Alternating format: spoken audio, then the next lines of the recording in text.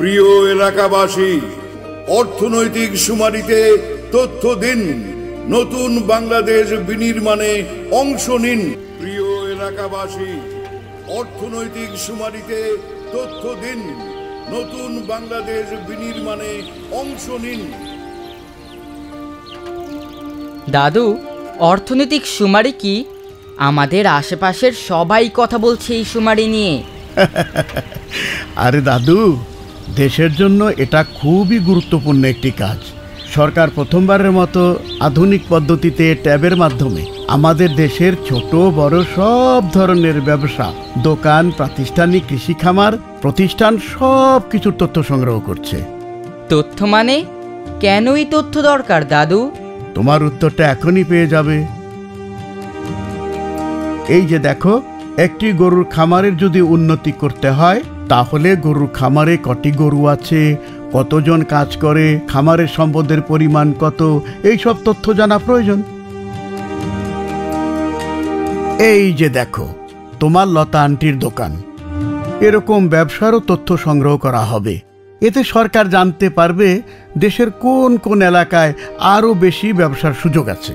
তাহলে রশিদ কাকার মুদি দোকানের তথ্য কি এই শুমারিতে আসবে? হ্যাঁ, তোমার রশিদ কাকার দোকানের সব তথ্যও এই শুমারিতে আসবে। দেখো তো, ভ্যানের উপর কত ধরনের শাকসবজি।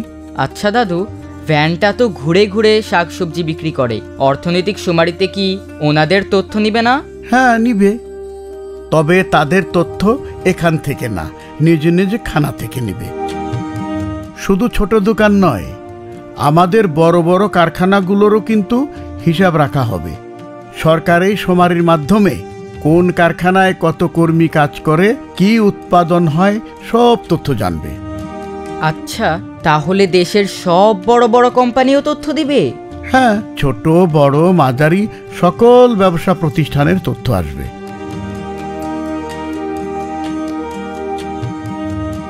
আচ্ছা দাদু, এই শুমারিতে তথ্যগুলো কিভাবে নেবে? শুমারি কর্মীগণ সকল প্রতিষ্ঠান, প্রাতিষ্ঠানিক, কৃষি খামার এবং অর্থনৈতিক কর্মকাণ্ড সম্পন্ন খানা হতে ট্যাবের মাধ্যমে তথ্য সংগ্রহ করবে। এতে সময় সাশ্রয় হবে এবং তথ্যও নির্ভুল হবে। ও, বুঝেছি। তাহলে এই শুমারির ফলে সবারই তো সুবিধা হবে। ঠিক বলেছ দাদু।